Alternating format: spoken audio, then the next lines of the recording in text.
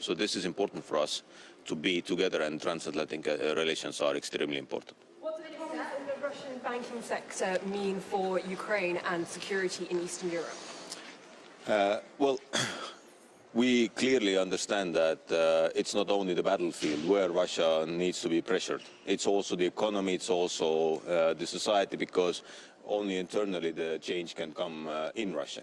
Of course, when the influx of money to the war machine will be reduced, then this will have an impact also on the battlefield, as it has an impact to cut the Starlink, for instance. So everything we do collectively to pressure Russia is good. So last question. So well, actually, we don't have anyone, so you can have some more questions. Thank you. Are you worried that the fact that Pete Hegseth isn't here today, that maybe it's a signal that America isn't taking its transatlantic alliance so seriously? And do allies need to start preparing to be able to defend, have at least a plan to defend themselves without America? NATO has plans, regional plans. We have capability targets. Each one will do its role. I have not heard from any American politician or military personnel that America steps down or NATO is not important for America, for the United States. It is. They have always said that. Personally, to me, Pete has said that many times, also here in the room. So I would not draw a lot of conclusions from one meeting, but I'm very, very confident. And I had a meeting also yesterday with Mark Rutte, and we discussed also that topic, and we both understand very similarly that US is an important ally, and Europe is important for US as US is important for Europe. So last question. So. Your country contributes a lot to Ukraine. Others in NATO don't, like France, for instance, with the program. Aren't you frustrated by these situations? And what is your message to these countries? Yes, Estonia is doing a lot, and we've done that from the very beginning from the war. So we sent the javelins even before the full-scale war started. This helped a lot for Ukrainians to maintain and to keep Kiev. Since that, we've basically contributed at least 0.25, what we have said also from the very beginning, that by calculation this is the minimum what we have to do. Of course, we've had also different overviews. Now also we have a very good overview about the assistance to Ukraine. Of course, we would like to see that fair share burden sharing is something that everyone understands, that everyone will contribute, because Ukraine's security at the moment is still the important one to have the Europe secure. So I'm not frustrated, but of course I will talk to my colleagues that everybody should do their fair share, and we are all standing for the same thing, which is the free Europe and free Ukraine. Thank you very much.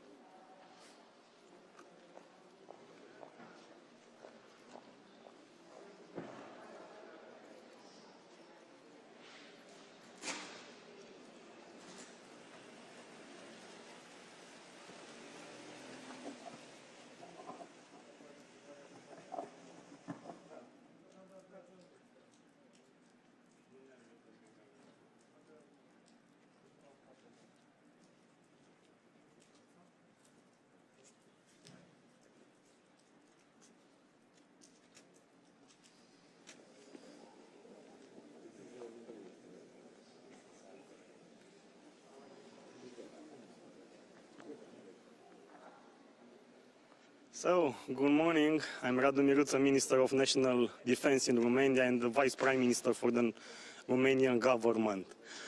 I think that the messages should be very clear. We are here to act. We are not here to wait. And also, I'm here in order to push our national defense industry in the first rows. Why? Because it's very clear that all the European Union need to scale the production, need to extend the production. And by extending the production, we should and we could do this if we can put in the same room all the capabilities from all the other countries. European Union and the European Commission provided in the meantime some financial instruments, like it is SAFE now, like it was ASAP, but it's very clear that not always only the money can solve the problem, because the main situation and the main constraint is the speed. Speed is the key right now. And in Romania, for example, by using a safe mechanism, we will bring to life some governmental national companies from the defense industry. And once those companies are brought to life and we introduce some new technology in those companies should contribute and could contribute in some European production chain. And by extending the European production chain, it's very clear that we can extend the production for the entire European Union. Yes, inside the European Union, yes, in collaboration with NATO, yes, in strong relation with the United States, but having in mind one very clear aspect. Europe should be able to protect Europe. To the Arctic Century. We'll analyze, it was just announced. We are in the same time on the eastern flank, and we are asking for a fair distribution of resources along the eastern flank.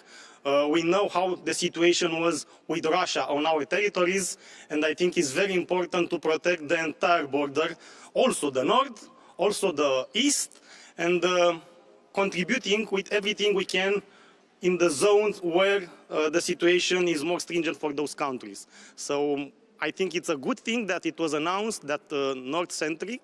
We will analyze in the next period how we can contribute also into that North-centric, but the hot point on our side is the eastern flank, but the entire eastern flank from the Baltic Sea to the Black Sea. Do you have any indications that it could cost capabilities to the eastern century? No, I do not have some information for the moment. Thank you. Thank you. Thank you, sir.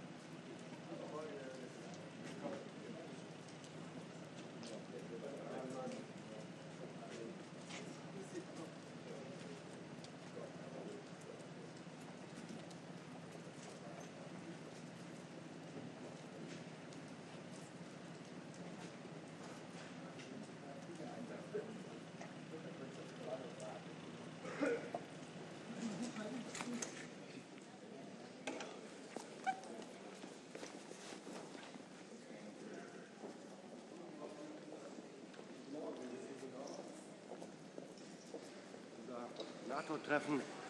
Frühjahr, danach ist er zwar nicht, aber unser Frühjahrs-NATO-Treffen der Verteidigungsminister fokussiert sich zum einen auf das, was jetzt ist, aber auch schon auf den NATO-Gipfel in Ankara.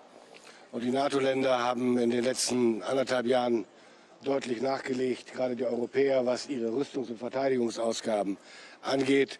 Deutschland, das wissen Sie, wird alleine in diesem Jahr 108 Milliarden Euro für die Verteidigung ausgeben. Damit bauen wir unsere Fähigkeiten mit hoher Schlagzahl aus. Und ich freue mich sehr, dass das eben auch Auswirkungen hat auf eines unserer wichtigsten multilateralen Kooperationsprojekte, ELSA, European Long Range Strike Approach. Wir steigen ein mit einer Unterzeichnung heute eines Abkommens in die Produktion von Drohnen und Loitering Ammunition mit einer Reichweite von 500 Kilometern. Die werden interoperabel sein, das heißt, wir können gemeinsam warten, beschaffen, üben und weiterentwickeln. Das ist wichtig angesichts der Herausforderungen, die vor uns liegen. Wir zeichnen, wie gesagt, heute eine Vereinbarung dazu und damit steigen wir in die nächste ganz wichtige Phase dieses Projekts ELSA ein. Und damit stärken wir, und darum geht es in diesen Tagen mehr denn je, die konventionellen europäischen Abschreckungs- und Verteidigungsfähigkeiten innerhalb der NATO. Ein weiteres Thema heute und in den kommenden Wochen bis zum Gipfel und dort dann selbst auch wird sein, der 360-Grad-Ansatz, den ich immer wieder propagiere, von dem ich immer wieder spreche.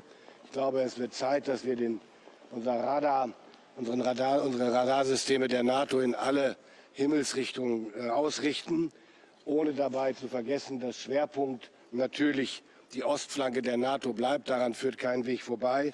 Aber klar muss eben auch sein, Russland ist in vielen Teilen der Welt unterwegs und Russland sucht die Konfrontation eben auch in anderen Regionen, so wie zum Beispiel in der in den letzten Wochen aus bekannten Gründen zu Recht immer wieder im Gespräch befindlichen Arktis. Dem hohen Norden kommt dabei, das wissen Sie, eine besondere Bedeutung zu. Er ist gewissermaßen die Verbindung zwischen Nordmeer, Nordatlantik und Atlantik und damit ganz wesentlich, vor allen Dingen auch für die Versorgungswege zwischen Nordamerika und Europa. Das hat eine zentrale Bedeutung. Militärgeschichtlich, militärstrategisch wissen wir das seit dem Ersten Weltkrieg schon.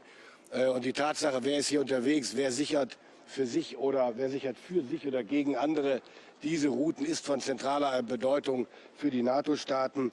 Und deswegen ist Russland in der Arktis als stärkster maritimer Akteur etwas, womit wir uns beschäftigen müssen. Wir tun das auch seit Jahren schon. Und deswegen begrüße ich sehr, dass wir jetzt mit Arctic Sentry den nächsten Schritt machen. Als Bundeswehr waren wir wie andere NATO-Partner auch in der Vergangenheit immer wieder in der Arktis im Einsatz und haben dort geübt. Wir haben mit unseren Partnern an verschiedenen größeren und kleineren See- und Infanterieübungen teilgenommen. Und nicht zu vergessen die maritime Sicherheitspartnerschaft zwischen Kanada, Norwegen, Dänemark und Deutschland, von mir vor 1,5 Jahren initiiert. Wir sind mit Island im Gespräch. Viele Beteiligte interessieren sich für diese Partnerschaft, weil es eben um ein kooperiertes Vorgehen geht. Ich habe es gestern schon gesagt, Deutschland wird sich selbstverständlich an Arctic Sentry beteiligen.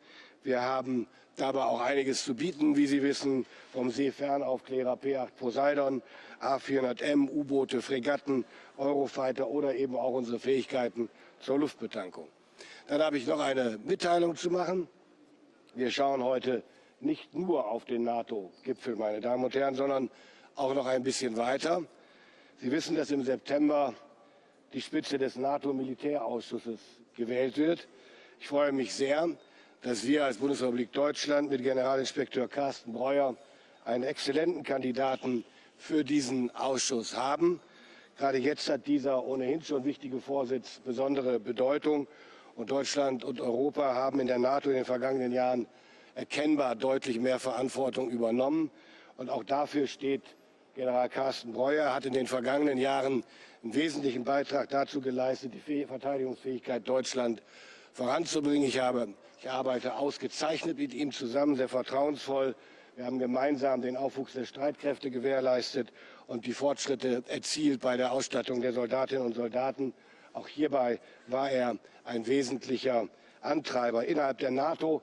Auch das ist bekannt, hat sich General Breuer aufgrund seiner analytischen Fähigkeiten und seines Weitblicks gerade mit Blick auf die Bedrohungslage in Europa einen Namen gemacht und wird hoch geschätzt und hat deshalb zahlreiche Unterstützer. Ich bin sehr froh, dass ich mich mit dem Bundeskanzler und mit dem Außenminister dass wir sehr schnell darauf verständigt haben, Carsten Breuer zu nominieren. Das vielleicht auch von meiner Seite soweit. Und dann eine Bemerkung verbunden mit einer Bitte. Die Olympischen Winterspiele in Italien sind in vollem Gange. Und wer sich die deutschen Medaillenerfolge bis jetzt anguckt, der wird nicht umhin kommen festzustellen, dass entweder die Medaillen von deutschen Bundeswehrsoldaten, Sportsoldaten errungen wurden oder aber mindestens Bundeswehrsoldaten beteiligt waren an den Medaillen. Also keine Medaille, keine deutsche Medaille ohne Bundeswehr-Sportsoldaten. Was ich vermisse, ist in den deutschen Medien gelegentlich ein Hinweis darauf, dass es sich um Sportsoldaten handelt. Sie machen ihre Karriere bei der Bundeswehr, sie studieren oder machen eine Ausbildung. Und ich finde, Sie haben es verdient und die Bundeswehr auch, dass, so wie das in anderen Ländern auch üblich ist, darauf hingewiesen wird, dass es sich um Sportsoldaten handelt. Sie sind stolz darauf und ich bin es auch. Ich wäre Ihnen sehr dankbar, wenn Sie das gelegentlich berücksichtigen können. Is Arctic Century enough to satisfy US concerns over, is Arctic Century going to be enough to address US concerns over Greenland? Well, it's not only about US concerns. These are mutual concerns about the security of the Arctic. And it's not only about Greenland, it's about particularly about the Arctic. So I'm absolutely convinced, given the fact that the NATO is leading this operation, this mission, that it will be enough for everybody. Inwiefern ist denn Arctic Century mehr als eine bloße Umbenennung von bereits existierenden Manövern und Übungen? Weil es das schlicht nicht ist. Es ist keine Umbenennung von irgendetwas. Es ist mehr. Mehr Partner beteiligen sich. Und das ist gut so. Ich habe vor 2 Jahren, als ich in Norwegen war, schon auf die Bedeutung der Arktis für uns als NATO, aber auch als Europäer hingewiesen. Von daher ist es folgerichtig jetzt, dass die NATO das tut. Und ich freue mich sehr darüber, dass sich so viele daran beteiligen. Halten Sie den Konflikt mit Grönland jetzt mehr oder weniger entschärft? Ja. Herr Minister, die Umstrukturierung der NATO vergrößert den europäischen Einfluss auch bei den Sternen, bei den Generalssternen. Was bedeutet das für Deutschland? Was ist da Deutschlands Rolle und was kostet das Deutschland? Die Frage nach dem, was es kostet, interessiert mich eigentlich, wenn ich ehrlich bin, am wenigsten, weil wir hier über Notwendigkeiten reden, unsere Rolle in der NATO sichtbar zu machen. Das ist auch Wille der NATO-Partner. Deutschland ist die größte Volkswirtschaft in Europa und der größte NATO-Partner eben in Europa auch. Von daher ist es folgerichtig, dass in dem Maße, in dem sich amerikanische Streitkräfte aus bestimmten Kommandostrukturen zurückziehen und diese quasi an die Europäer gehen, dass dann eben auch Deutschland seinen Part spielt und das tun wir in Abstimmung mit den Partnern. We've just seen the American Undersecretary sort of slip in as you were talking. Pete Hegseth isn't coming to this conference. Are you disappointed? And do you think that Europe actually needs to genuinely be ready to defend itself, maybe without America? No, I'm not disappointed. I know everybody, each of us has a full agenda. And one time the American defense minister is here and one time not. So it is his decision and his duties he has to fulfill. Anyway, and the role of the United States when it comes to the conventional deterrence and defense in Europe is quite clear. The history shows us, the history of the last decades, that the US took a lion's share of what has to be done for the European conventional deterrence and defense. And now the time has come that Europeans take over more and more, step by step, in the years to come. This is absolutely normal and natural. I understand and I support this direction. The main thing from my perspective is NATO and USA are member of NATO and they will remain member of NATO. But to keep this, in order to keep NATO transatlantic, it is necessary to make it more European, to take over more European responsibility, and at the same time being able to rely and to trust, and this is what we do, on the nuclear deterrence which has been provided for decades by the US. Herr Minister, der ukrainische Präsident hat gestern gesagt, dass es für die Ukraine ein konkretes Datum für einen EU-Beitritt brauche, damit die Ukraine einen Friedensvertrag unterschreiben kann. Ist das für die Bundesregierung denkbar, dass es so ein konkretes Datum wirklich gibt für den EU-Beitritt der Ukraine?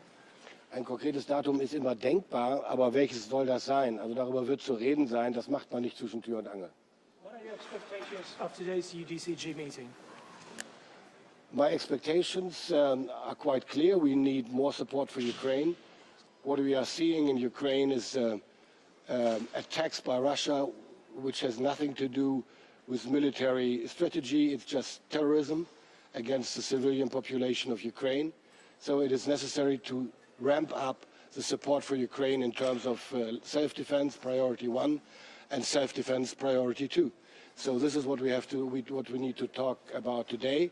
My colleague, the Foreign Minister of Germany, and me, Joe Wadefull, we signed a letter yesterday, the third letter with regard to that, to all our allies and partners to support Ukraine more intensively, and again to have a look in the own stockpiles for what we can do, and if there is nothing left in the stockpiles which can be provided to Ukraine, it's about giving money. So like we did last year, we achieved 1 billion euros last year for procuring more air defense for Ukraine, and this is what we are going for once more with our letter. Gibt es irgendetwas Konkretes, was Sie sich von der Münchner Sicherheitskonferenz erhoffen, erwarten? Jetzt sind wir erstmal beim NATO-Treffen hier in Brüssel. Wir haben eine volle Agenda heute. Die Münchner Sicherheitskonferenz beginnt dann morgen.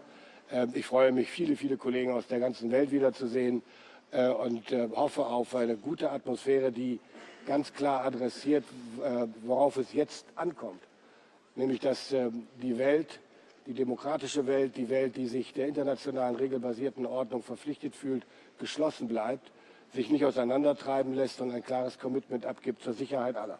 Sir, do you think that concerns by Romania and other Eastern allies that Arctic sentry could hurt Eastern sentry and the defense of the eastern flank, are they justified? I can understand that because it's clear if something happens like that, everybody is maybe concerned about anything could be done left in another place.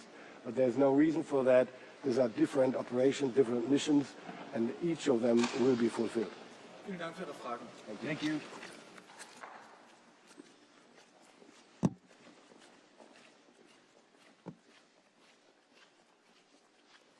morning, ladies and gentlemen.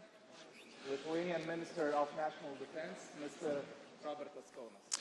Good morning, everyone. As Lithuania's defense minister, I want to be clear. NATO has had too many wake-up calls. Lithuania leads by example. We invest 5.38% of GDP to our core military needs, the highest level in all NATO countries, because there are no alternatives. We invest not because we want war. We invest because we want peace, and peace requires real military capacities. I encourage all NATO countries to meet 5% of GDP next year. Putin will not stop by itself. He must be stopped, and he understands only language of strength. Thank you.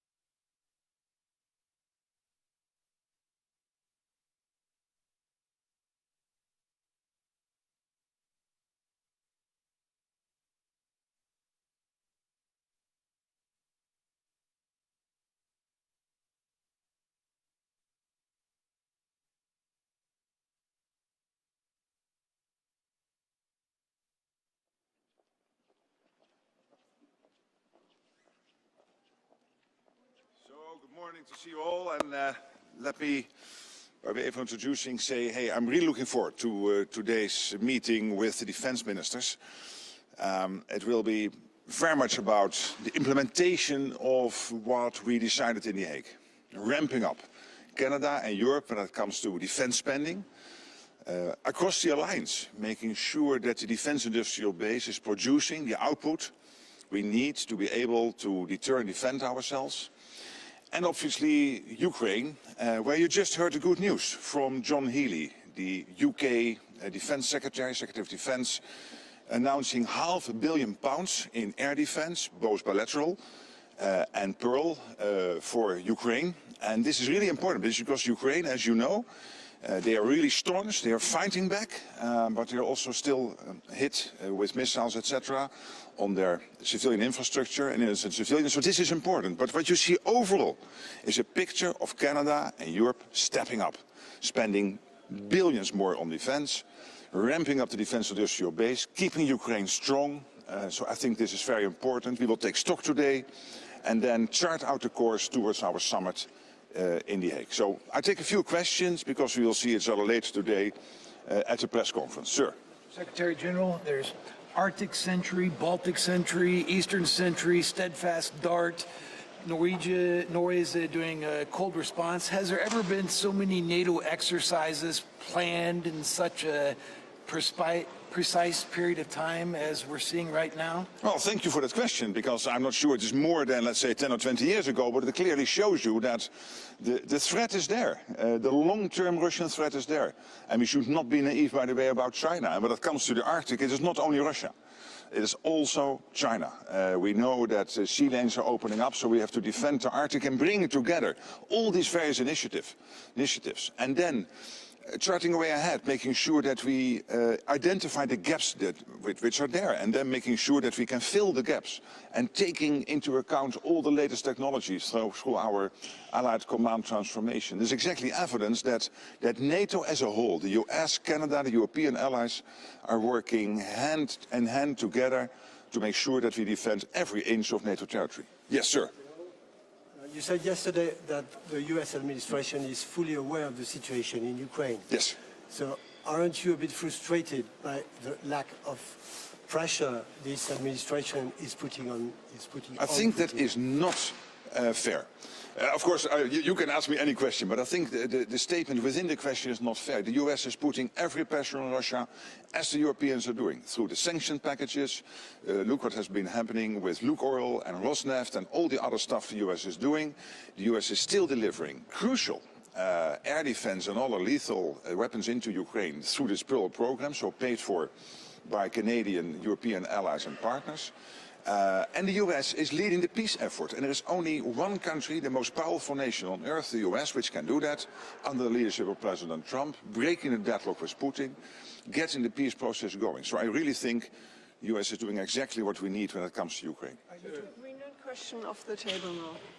Well, what I discussed in Davos, but also what we discussed within Europe with our partners in Canada, our allies in Canada and the United States, is that we have to defend the Arctic. This is Greenland, but also the whole Arctic. And the good news, I think, yesterday is with the launch of Arctic Sentry that we will now bring together all the assets which we have currently available in the Arctic, getting the whole picture, getting NORAD involved, US NORSCOM involved, EUCOM involved, and all the European allies together to make sure that we defend the Arctic against, as I said, the opening up of sea lanes, Russia increasingly active there, but also China. Are you not concerned, Secretary General, that this renewed focus on the Arctic could pull focus somewhat from NATO's eastern flank?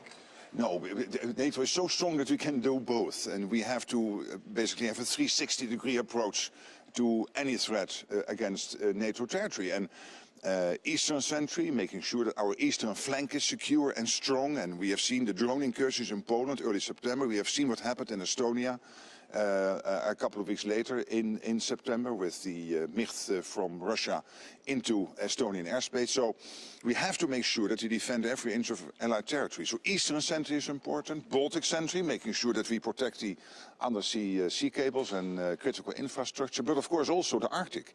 And this is Greenland, but also the rest of the Arctic, Norway, Finland, Sweden, Denmark through Greenland, Iceland, Canada and the US, focusing of course primarily on the area where our Supreme Allied Commander is working with.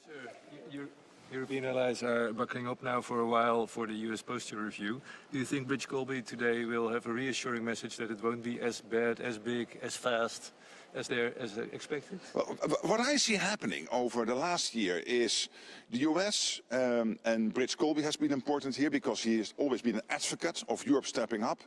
The US leadership team under the leadership of President Trump and Secretary Hagsett, Secretary Rubio, indeed also Under Secretary Colby, they have always consistently pleaded for Europe doing more, Canada doing more, taking more care of the defense of NATO territory, of course in conjunction with the United States. And I predict that longer term you will see, of course, the nuclear umbrella as the ultimate guarantor of our security here in Europe and Canada, but also a strong conventional presence of the US here in Europe, which is crucial. We all know this. And NATO is not only there to protect Europe and Canada, it's also there to protect the United States. And for the United States to be secure, you need a strong and secure Arctic, a secure Europe, but also a secure Atlantic. So we are in this together. This is how this alliance was founded 77 years ago in 1949. Final question, and then we'll see each other at the... Are you expecting tension in the room today between Denmark and the US over Greenland, or have you managed to sort of ease the alliance through that crisis?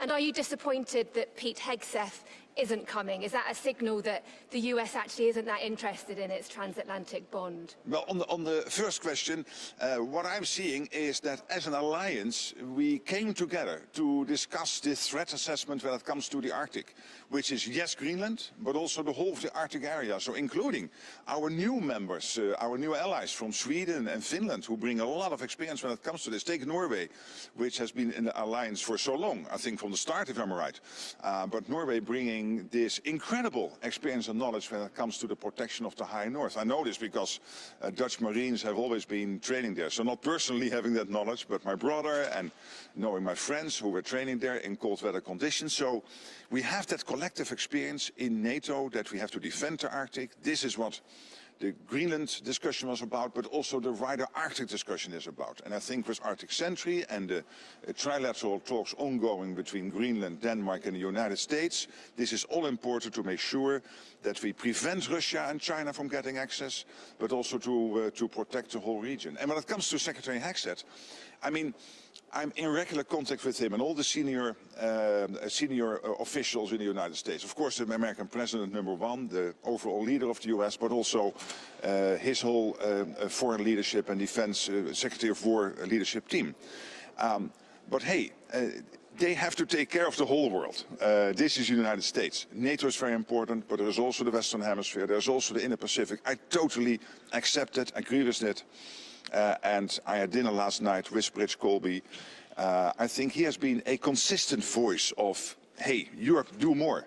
Because as the United States, we also have to pivot more towards the Indo-Pacific. Let's make sure that collectively we keep Europe strong and Canada and the United States, so NATO territory, but also make sure that we keep our eyes on the Indo-Pacific and not be naive about China. So having him today in the room, I think is really having added value. So I'm happy he is here. I totally accept Pete Hegseth also having to take care of all these other responsibilities. Thank you so much, and we will see each other later today at the presser around 3 o'clock. Yes.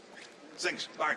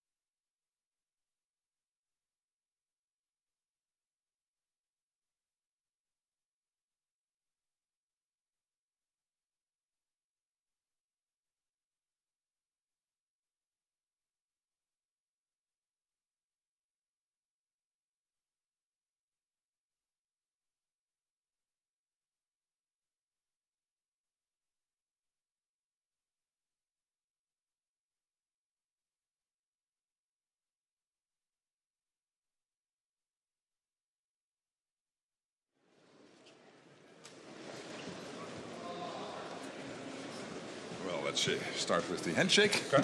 Hey, good morning again. Yes. Good to see you. Hi. Good morning. I'm really happy that Under Secretary for Brits Colby is here today. He has been a consistent voice over the years for Europe and Canada to really step up when it comes to defense spending, when it comes to defense industrial production. Absolutely acknowledging the fact that the United States, being absolutely committed to NATO, also has to take care of the situation in the Pacific and has to pivot over time more towards the Indo-Pacific. And therefore, Europe and Canada stepping up is really crucial.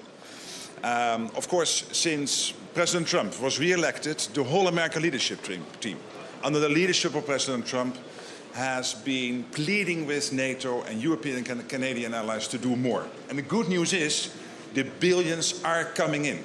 I mentioned yesterday Germany spending in 2029 152 billion, 152 billion euros, which is double what they spent in 2021. So it is really happening.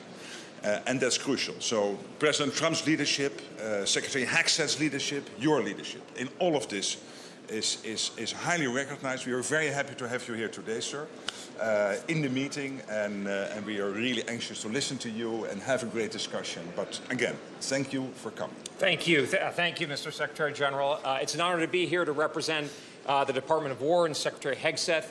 And I think I'll just reiterate what the Secretary General said with President Trump's and the Secretary General's historic leadership. I think 2025, you saw a reframing and a real genuine commitment because of the President's leadership and the SecGen's leadership to actually have a Europe that leads the conventional defense of NATO, which in a sense, as I'm going to say today, is really a return to NATO 1.0. This is a serious alliance focused on defense and deterrence, and it's greatly thanks to your leadership, Mr. Secretary General. And so I think this year we actually have a good message to say, which is now it's time to march out together, to be pragmatic, to be focused on the kind of flexible realism that the national security strategy and the national defense strategy are based on and really exhibit. And I think we have a really strong basis for working together in partnership, but putting NATO kind of a 3.0 NATO that's based a partnership rather than dependency, and really a return to what NATO was originally intended for. Absolutely. Thank you so much. Thank you. Great. Okay.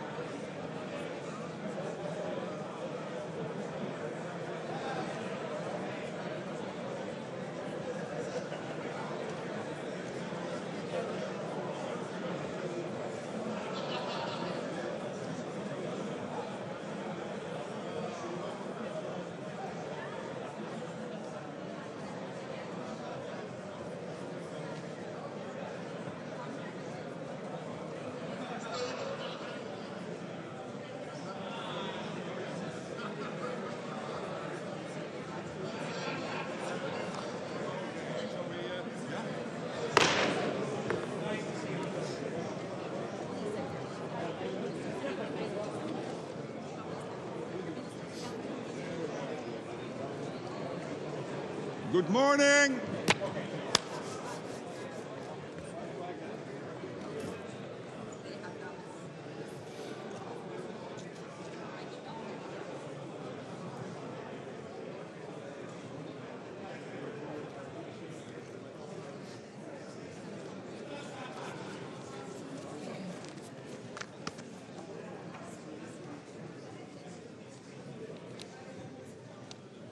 Good morning, all of you, and welcome to this meeting of NATO Defense Ministers. Today we will address how we are further strengthening and adapting our deterrence and defense, and of course continuing our support for Ukraine. We are already seeing significant increases in Allied defense spending. Investment is up by tens of billions. And we will review progress on the 5% defense investment commitment agreed in The Hague last year. We will discuss enhancing our deterrence and defense posture. That includes integrated air and missile defense, strengthening our command and control, improving our readiness, as well as our ability to deploy and sustain forces through host nation support. We will also take stock of our work to enhance the defense industrial base across the alliance, to ensure that our militaries have the capabilities they need to keep our people safe. All this is essential for our shared security across the alliance, from the south to the high north and Arctic, from the east to the west. NATO is always on duty to deter and defend. This is why we have just launched Arctic Sentry, giving Russia's increased military activity and China's growing interest in the high north. We will also discuss our continued support for Ukraine. As the United States continues to drive efforts to bring the war to a just and lasting end, Russia continues to pursue civilian targets, including energy infrastructure. So it is still essential that allies continue to step up support, including through NATO's Pearl initiative. It is ensuring that essential US equipment is delivered to Ukraine, paid for by allies and partners. This afternoon we will hold a meeting of the NATO-Ukraine Council. We will be joined by Defense Minister Mykhailo Fedorov, and he will brief us on the situation on the ground and on Ukraine's long-term needs. We will also be joined by the Office of the EU High Representative as we work closely with the European Union on Ukraine and, of course, on so many other issues. Ukraine's security is linked with our own. We must ensure that when this war ends, Russia will never try again to invade Ukraine. This concludes this public part of our meeting. I want to thank the media for joining us, which means, could you please leave the room? Thank you.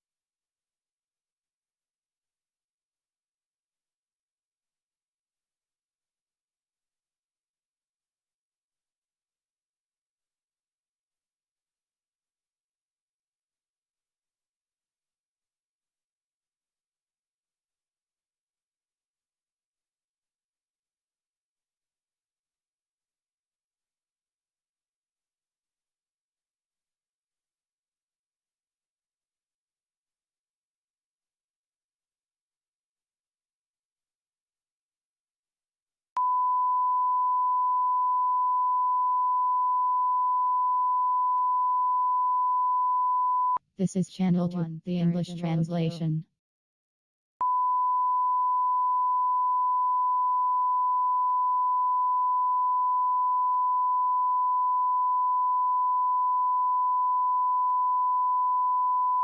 This is Channel 1, the English translation.